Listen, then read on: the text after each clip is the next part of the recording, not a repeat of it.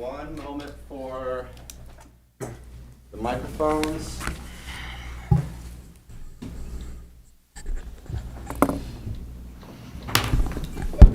And we're ready. Welcome to the regular meeting of Hamilton City Council, January 13th, 2021. It's 6:01, and we're here in City Council Chambers at 345 High Street. Roll call, please. Pullman. Present. Fear. Present. Vaughn. Present. Ryan. Here. Neb. Present. Brown. Yes. Moeller. Present. We'll start off with an offering of prayer by Vice Mayor Eric Pullman, followed by the Pledge of Allegiance. Please stand if you are able.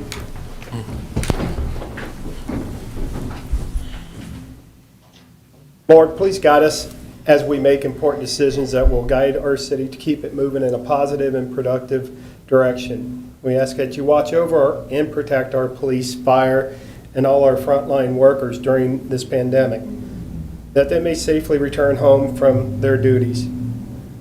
We pray for all of our loved ones that may be sick and those whom have passed. We ask this in your name, Lord Jesus Christ. Amen. Amen. Pledge allegiance to the flag of the United States of America and to the republic for which it stands, one nation, under God, indivisible, with liberty and justice for all. I want to say thank you to Vice Mayor Pullman for mentioning in his prayer those in Hamilton and even in our city family who are facing COVID and non-COVID health issues. So thanks for bringing that up. Keep all the folks fighting for their health in our hearts, our minds, and our prayers. Okay, we now go to special presentations, and we have our coronavirus COVID-19 presentation update by Health Commissioner Kay Farrar.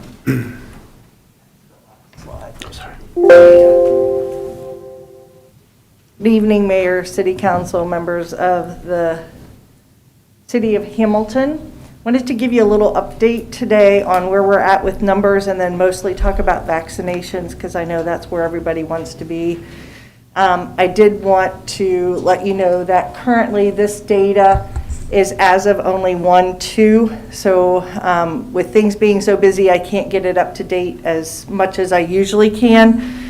But right now, the county numbers are at 26,247 cases. The city of Hamilton is at 4,195. I know it's been a while since I've been up in front of you, almost exactly a month. Some of you will note that that's nearly doubled. So again, you know, we're still in the heart of this, in the midst of this, and we just have to continue to work together. The city death toll is at 65 related to COVID, and the county as a whole is at 213. And again, that's from 1/2. This starts getting small, I apologize. But vaccination's on everyone's mind, and I think everyone wants to know, where do I register? So there are two sites right now, Facebook, the city's Facebook page, and the city's internet, where you can register. And the registration is simply by filling out, there's a questionnaire on there, or a survey. It's actually a Survey Monkey. So you'll go to it, it's on the very front Facebook page, and you register either if you're in Tier 1A, which are physicians and people who do home health and frontline employees, or if you're 65 and older. So once you fill out that survey, just know that Brandon and his team are awesome. They will take it from there. I think we probably didn't get the word out well enough to let people know that once you complete the survey, that's it. You'll be contacted. So it's a tiered approach in Ohio to vaccinate. Currently, we are working under Tier 1A and 1B. The 1B portion of it are people 65 and older. We have just started with 1B, general population elderly, which is the 80-year-olds and up. So that is the group that's being vaccinated right now. Over 80 plus 1A, the people that haven't been able to get in yet. Once you've filled out the survey, someone will contact you and either send you the forms to fill out. If you're capable of doing the print and having an email, it asks for your email address. If you need help, someone will contact you and help you through that process. They actually literally are calling people, even on Sundays. Brandon told me a funny story. Somebody said, "This can't be the city, you guys don't work on Sunday." And it's like, yes, yeah, we are, we're working on Sunday. So they literally will call and help them through the process of registering, and they'll even print it out. So when they come to the vaccination clinic, the forms are with Brandon and his team, and they're actually giving the forms to you to sign at that time. So don't let anything stop you from registering. If you need help, you're just going to have to call and ask for help. But we want everyone to get a vaccination. When it's your turn, you will be contacted. You just have to have the faith that you filled out the form, and we will be working through it. Again, we're right now at the 80 and older. All of it is dependent on how much vaccine we have. The city and I are committed to putting vaccine in arms. I don't want vaccine in the refrigerator. So if we have it, it's going into arms. Please, please, please don't just show up for the vaccine. You really will know that you're scheduled. So you'll be told by Brandon and the scheduling team to show up on a certain date within an hour. So they'll say, show up on this date between 12 and 1. So you'll have a window. It's because we know our throughput. We know how many vaccinations we can give per hour. And we structure we're in incident command, so we can get however many vaccinators we need to make the throughput work. But we only schedule what we have vaccine for, and we don't want to waste doses either. So just showing up doesn't help, because then on the other end, there's going to be people in line that we're told to come, and we don't have the vaccine for them. We're using drive-throughs. Drive-throughs are the best way to handle this with COVID. It meets all the criteria.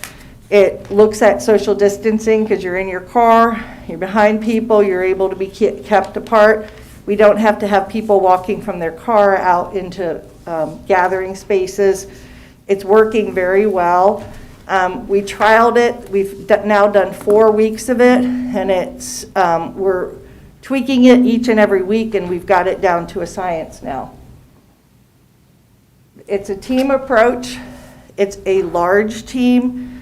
It involves EMS, fire, all the health department, resident services. I mean, we have people helping from everywhere. We're also capable of getting MRC volunteers if it goes that big and we need more.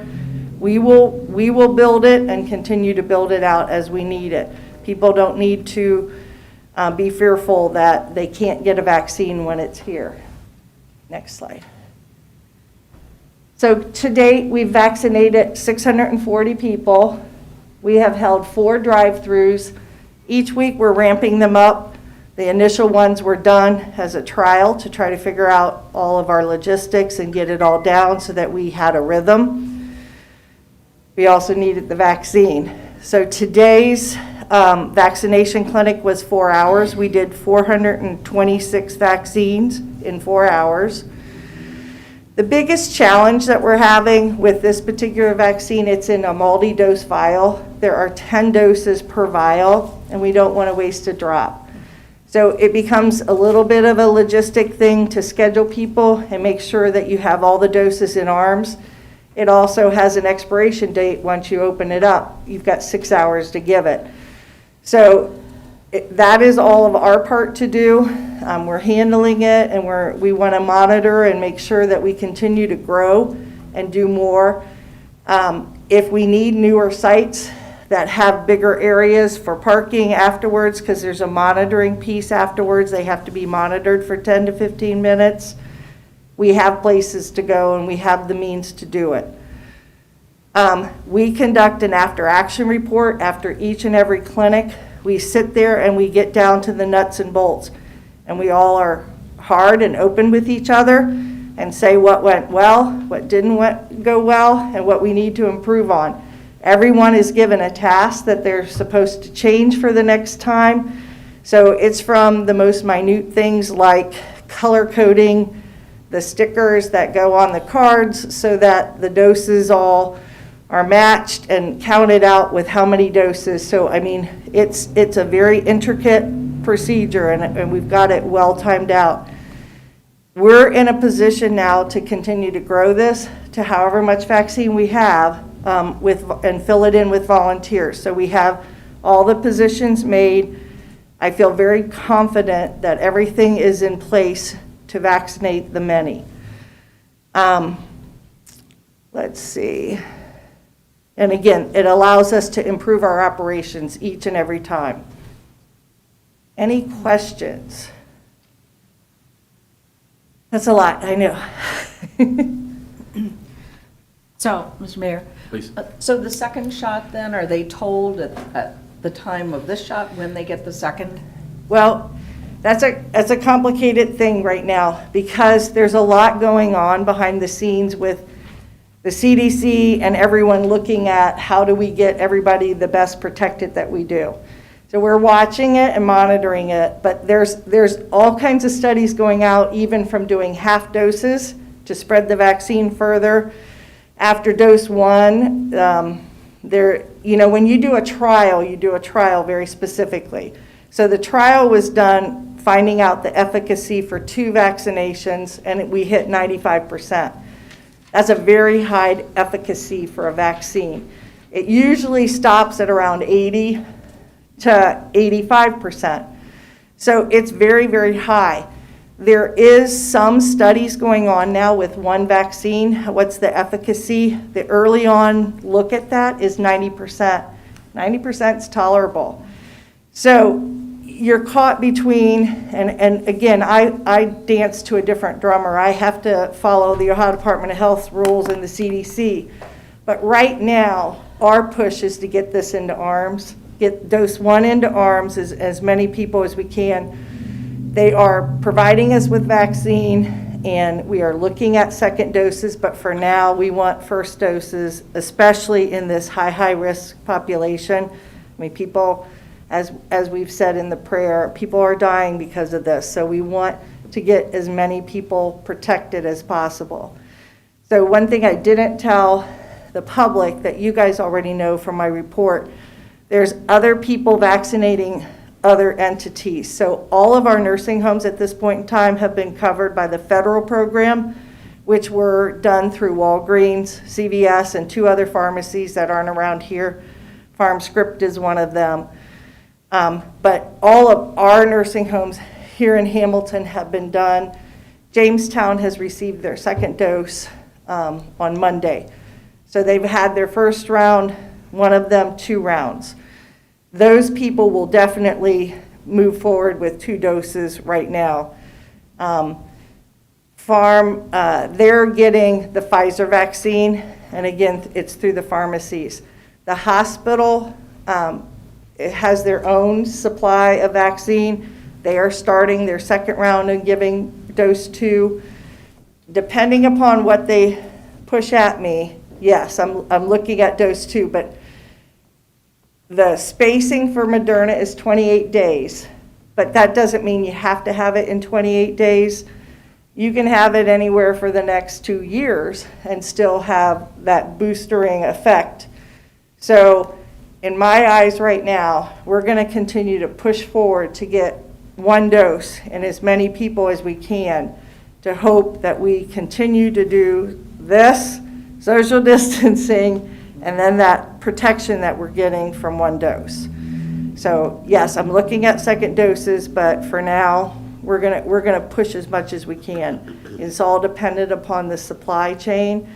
The federal government released recently that they are releasing all second doses to everyone. I did get a second dose delivery today of 500, but I am planning on having a vaccine clinic on Friday with first time, because I'm not going to hold back vaccine and wait till it's somebody's turn or time to get a second dose. I can't do that. I want it in arms in 72 hours. So that's where I'm at. Thank you. Question, and you may have already mentioned it, but data collection is really important, this sounds like, and I guess the data numbers go up to Columbus. For each one we send up to Columbus that there's been a vaccine in the arm, do they have a replacement one coming to us? I mean, the supply chain you mentioned. Yeah. How bad is the supply chain based upon your knowledge? I mean, not necessarily how bad, The governor- how slow is the supply chain? The governor has very much said that we don't have enough vaccine, we need it. So he's pushed that out there. That's going to go back to the federal government to let them know we don't have enough. But it can't be sitting in refrigerators. Right. You can't be belly aching, you don't have vaccine when it's in refrigerators. So if that also is part of it, is there's data entry on the other end that we have to show we used all the doses. The goal is 24 hours.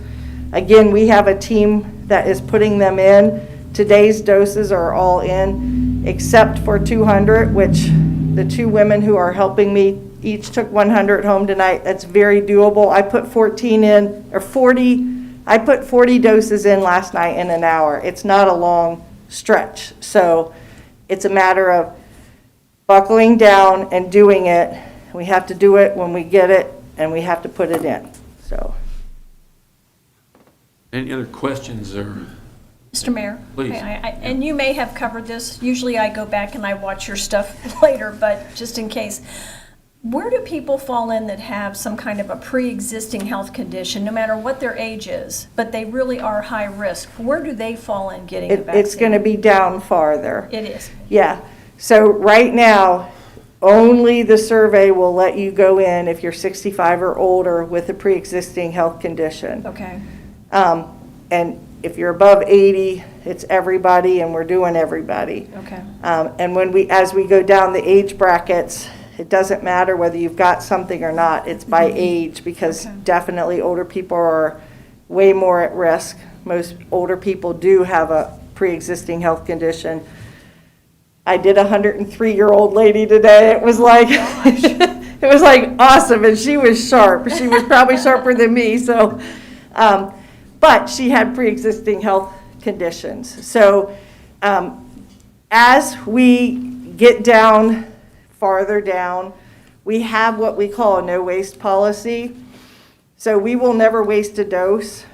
And that means I put it into someone like you're talking about's arm that will go. They have to be willing to come in at the last minute, drop, shop, and go, because once that vial's open, there's 10 doses in there. We're not going to open a vial just because nobody's in line. But if we've given 2, there's 10 left. They're going to go into someone's arms. So is there a list, like an on-call We're list gonna, or something like we're that? building that. Okay. We are definitely building that. That's all part of what Brandon is helping me with, is Okay. get a list together. Yes, All right, great. Thank you, Kay. we're doing our very best. Oh, I believe it. So we did waste 2 doses today, not because of anything else but syringe malfunction. So there was a hub syringe issue, and it's the product they're giving us. So, but that's all that we've wasted, and it's just it's the unfortunateness of those syringes, and we learned what to do. We're going to have to lure lock them better. So Okay. Thank you. the learning curve. They're just, we get a box that comes with each 100 doses that has syringes and everything in, and we get what we get. So they're a wide variety of syringes from various manufacturers. And I've handled most syringes in my lifetime, but there's a couple that are coming through that I've never seen before. So I've been a nurse for 40-some years now, and I've never seen this syringe. So. Any other questions?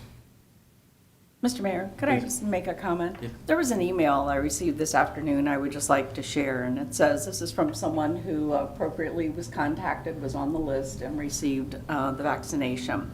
And she wrote, "My experience with the vaccination process today was nothing short of superb. Kudos to the Hamilton Fire Department, Police Department, Health Department, Department of Neighborhoods, and the many other city officials who were present. I arrived at 9 a.m. and was home by 9:45 a.m. Clearly, lots of planning occurred to move so many cars in an effortless manner. Please share. And I'm Thank you. sharing. Thank you for that. And yeah, I think we're watching that throughput. That's what we refer to when I use that term. But I think people's longest wait that we heard was about 42 to 45 minutes. So she was on the longer end. And, you know, we have people who prefer certain times, but again, you know, it's easier to fill the kind of later times than the earlier times. But a lot of the docs want to come in like at 8 a.m. because they want to get on to their practice. So we're figuring all that out. It's just logistics and Thank you for all of this. Thank you. Mr. Mayor, Please. I'd like to add to Councilwoman Vaughn's comments. I received a Facebook post today, and I was just going to sum it up, but this is just too good. I'm just going to read the whole thing, okay? Michael Ryan, since you are a member of the City of Hamilton Council, I hope you have read my post of those of many others who are praising the City of Hamilton on the administration of the Moderna vaccine today. My experience was seamless, and I was so impressed. Thank all the people who are doing such a great job, the firemen, the police, the nurses, the volunteers, and especially those in the office who set up the appointments. It's been such a bad time for everyone, but today I feel good about the future. And that was from a good family friend of mine, Pat Johnson, so that's great. thank you. And we have a wonderful team. No one stands alone. This is a group effort. And, you know, I've always said the City of Hamilton has a wonderful, wonderful group that works here at City Hall and onward. And I think we all work together and we love working together. So there's that. It brings my spirits up because there's that light at the end of the tunnel, because I literally have felt like I've been in a tunnel for a long time. I'm sure you all do too. So there's a light down there, and we're going to get there. We just have to get there quickly, so Thank you very much, Kate. thank you. Thanks to the entire city team. Now go to audience of citizens, and at this time, due to social distancing, those who wish to have an issue addressed by city council or city administration are asked to email the questions or comments to the city clerk at city.clerk@hamilton-ohio.gov. The city clerk will read comments into the record during the appropriate council meetings, and the city may respond also into the record at that council meeting. You must still provide your name and address to the record, and please be concise with comments. I believe you've got something that you received here, Mr. City Clerk, recently? That's correct, Mr. Mayor. Why don't you tell us what it was, and we'll go from there. Sure. This is an email from a resident, Sharon Hughes, and she just wanted to share with council about her, I believe it was her father's 100th birthday greeting. It reads, "Dear Mayor Moeller and City Council, my father-in-law, Ron Hughes, turns 100 on February 2nd, 2021. He was born in England, served in the Royal Air Force during and after World War II, immigrated to Australia in 1954, then immigrated to the U.S., Hamilton, in 1993. Due to COVID restrictions, we are not able to hold a traditional party, so we are hosting a drive-by celebration. We would like to invite you to participate and are requesting a greeting from the council. As a note, a simple letter would be sufficient. Does not need to be a formal proclamation. Please let me know if you need any additional information." And she also attached the invitation, which you all have tonight. And that is Sharon Hughes, sharon.hughes426@gmail.com. And that is the summation of that email, sir. Thank you. I've had an opportunity to meet Mr. Hughes. The July 4th parade. It's interesting to have somebody from the Royal Air Force be in our July 4th parade, but it was pretty cool anyway. Served his country. He sings at his church. Great guy. If you had a chance to meet him or talk to him. Looking forward to that. Okay, there's nothing else to add for audience assistance, is that correct? No, sir. Nothing Okay, now else. go to the consent agenda. That includes meeting minutes, staff reports, caucus reports, receive and file information, our November financial report, a November investment report, an information report regarding a listing of streets. I think that was covered in the Journal News the last day or two. So that's the consent agenda as far as that particular part of it. We're not going to do a committee of the whole this evening. Caucus agenda itself has things like renaming Marshall Avenue to Grand Boulevard, Hanover Street Roof Project, change order, waive advertising for removal and disposal of biosolids, and waiving advertising for a purchase of a particular pump product. So, I'll set the motion regarding the consent agenda. So moved. That motion is that with the exception of the items noted, and we didn't really note any to take off, the council received the report of the consent agenda and concurrent recommendations. It's a motion made by Councilmember Brown, Second. seconded by Vice Mayor Pullman. All in favor, please say aye. Aye. Opposed, same sign. Hearing none, that motion is carried. We now go to council actions pertaining to legislative items, and I'll accept the motion at this time. Mr. Mayor, Councilmember Nab. I move that a note be made upon the minutes that each member of council was furnished a printed copy of each item of legislation prior to it being considered at this meeting. Second. Motion by Councilmember Nab, second by Councilmember Fear. All in favor, please say aye. Aye. Opposed, same sign. Hearing none, that motion is carried. We go to pending legislation, agenda item number 5, second reading of an ordinance involving changing the zoning of various properties on South Erie Boulevard. An ordinance amending the City of Hamilton zoning ordinance number 7305 by changing the zoning of properties 1710 South Erie Boulevard, 1700 South Erie Boulevard, 1746 South Erie Boulevard, 1700 South Erie Boulevard, 1766 South Erie Boulevard, 1796 South Erie Boulevard, Hamilton, Ohio, parcel numbers P64510430000013, P64510430000009, P64510430000011, P645104300008, P645104300010, changing the zoning from I2 Industrial to BPD Business Plan Development Zoning District situated in the 5th Ward, City of Hamilton, Ohio. Richard L. Jones, applicant, second reading. Okay. Is there a motion? Mr. Mayor, Vice Mayor Pullman. make a motion that the ordinance be adopted. Second. Motion by Vice Mayor Pullman, seconded by Councilmember Ryan. Any discussion on this particular ordinance? Okay, hearing none, roll call vote. Pullman, Yes. Fear, Yes. Vaughn, Yes. Ryan, Yes. Neb, Yes. Brown, Yes. Moeller. No. The ordinance is adopted, 6-1. We now go to new legislation, agenda item number 6, first reading of an ordinance involving the active transportation plan, adding it to Plan Hamilton. An ordinance approving a major amendment to Plan Hamilton, the city's comprehensive plan, adding the active transportation plan to Plan Hamilton. City of Hamilton applicant, first reading. Thank you.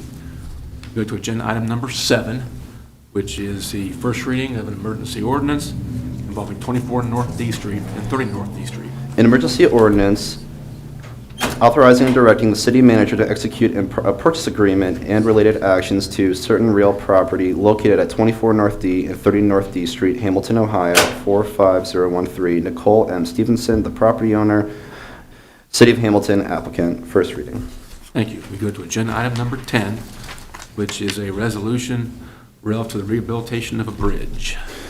A resolution proposing that the City of Hamilton, Ohio, City, as a designated local public agency, LPA, cooperate with the Ohio Department of Transportation, ODOT, relative to the rehabilitation of Bridge BUT-127-07.28, which carries US 127 over the Tail Race Hydraulic Canal to the Great Miami River by installing a new concrete wearing surface and new polymer modified asphalt expansion joints within the City of Hamilton Corporation limit, ODOT PID number 102789. Great. Mr. Mayor, Councilmember Ryan. I move that the resolution be adopted. Second. Motion by Councilmember Ryan, second by Councilmember Fear. Any discussion on this particular resolution? Okay, hearing none, roll call vote. Pullman, Yes. Fear, Yes. Vaughn, Yes. Ryan, Yes. Nab, Yes. Brown, Yes. Moeller. Yes. Resolution adopted, 7-0. Thank you. We go to agenda item number 9, which is a resolution involving appointment to the Butler County TID.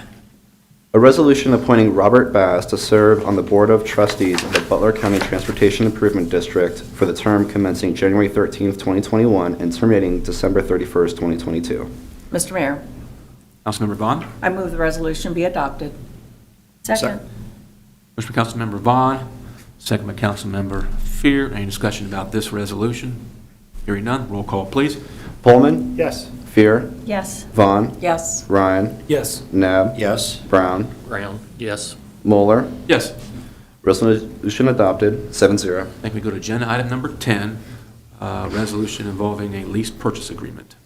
A resolution authorizing the negotiation, execution, and delivery of governmental lease purchase agreement number 001-008-05000-300 between the City of Hamilton, Ohio, and TCF National Bank.